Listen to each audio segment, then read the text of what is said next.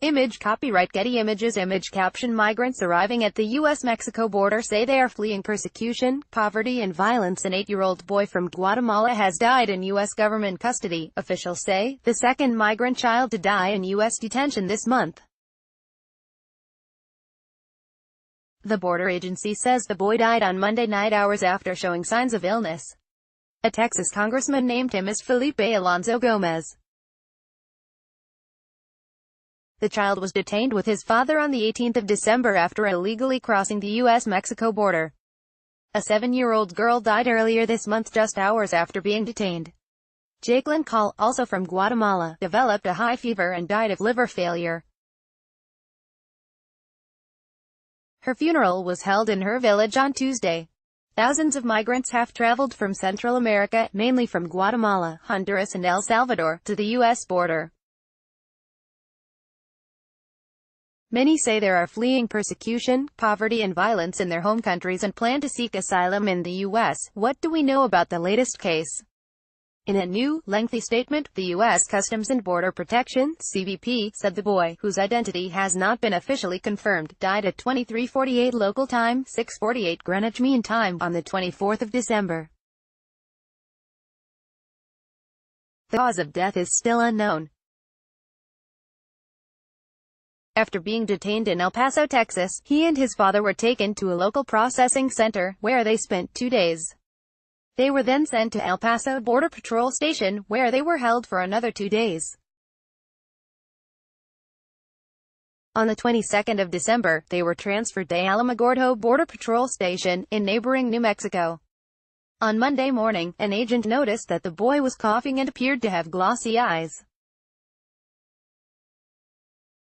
He was taken with his father to a hospital where he was diagnosed with a common cold, and given Tylenol, paracetamol. Image caption: The boy had been taken to this hospital but later died while being evaluated for release. He was found to have a fever of 103 F 39.4 C, and held for more observation. He was released shortly afterwards with a prescription for an antibiotic and ibuprofen. The boy and his father were taken to a temporary site at the Highway 70 checkpoint, where the child received the medication. 2 hours later, he vomited. His father declined further medical assistance, the CBP said, as the child had been feeling better.